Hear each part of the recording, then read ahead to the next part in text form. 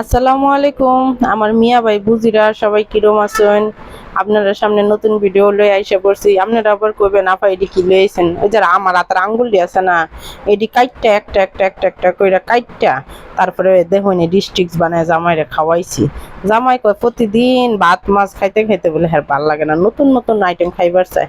আমাকে আচ্ছা নতুন আইটেমই তো খাইবা, আর অন্য কিছু তো না। তুমি যদি কও আমার কলজারা কাইটটাও তোমার বোনা করে খাওয়াই, আমি এটাকে অন্য কোনো কিছু হইলো। দেখুন একটা কাইল্লা লড়ার ভিতরে তেল গরম করে লই আইছি, আর এটার ভিতরে এই যে চিকেন স্ট্রিপস গুলো বাইজা লইতাছি। আপনারা আবার কইবেন আপা আমনে এটা কোন রেসিপি দিলেন? আমরা মমি সিংহে তো এই রেসিপি নাই। ভাই নতুন নতুন রেসিপি শিখা লাগে বুঝছেন। জামাইয়ের মন রাখতে গেলে কত কিছু বানায় খাওয়ান লাগে, তারপরে তো জামাইয়ের মন পাই না। আচ্ছা যাক গা, এটির ভিতরে কি দিছি জানো? আমার হাতের আঙ্গুলটি কাটটা দিতে চাইছিলাম, কিন্তু আবার কই আঙ্গুলটি যদি কাটটা দেলাই পরে জামাইয়ের লগে যখন কাজ্জা লাগ মতন খামছে দিমু কি দিয়া। এই কারণে আঙ্গুলটি কাটটা না দিয়া মুরগির মাংস কাটটা চিকন চিকন করে বইরা এটির ভিতরে তারপরে সবকিছু দিয়া ময় মশলা দিয়া মাইকা উপরে কি সুন্দর লাল লাল রং আইছে। কোন ছিল এটা কি দিছে উপরে? এটা তো আপনারা কইতেন না, এটা হলো ব্রেড ক্রাম। ব্রেড ক্রাম দিয়ে সুন্দর করে গড়াইয়া এখন তেলের ভিতরে দিয়ে দিছি। আচ্ছা যাক, আপনারা ইচ্ছা করলে আরো ডুবা তেল দিতে পারবেন, আর যদি চান আমার মতো অল্প তেল দিয়ে বাজবেন তো এরম দিলেই চলবো, অত ডুবা তেল দেওয়ার দরকার নাই।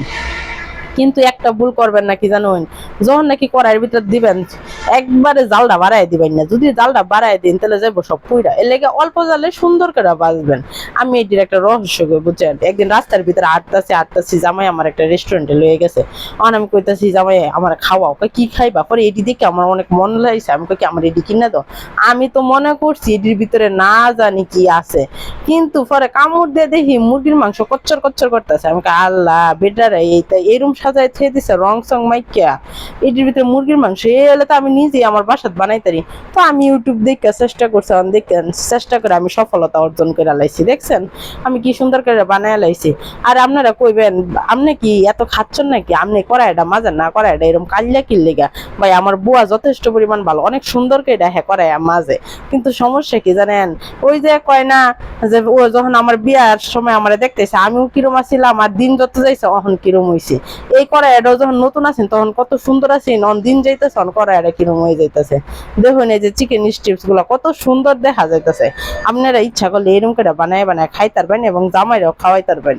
তো জামাই যদি চায় আপনারা কিন্তু খাওয়াইবেন বুঝছেন, জামাইরা খাওয়ানি বালা। আমরা যতই জামাইয়ের সেবা করি বুঝছেন, তাও জামাইয়ের মন পাইতাম না।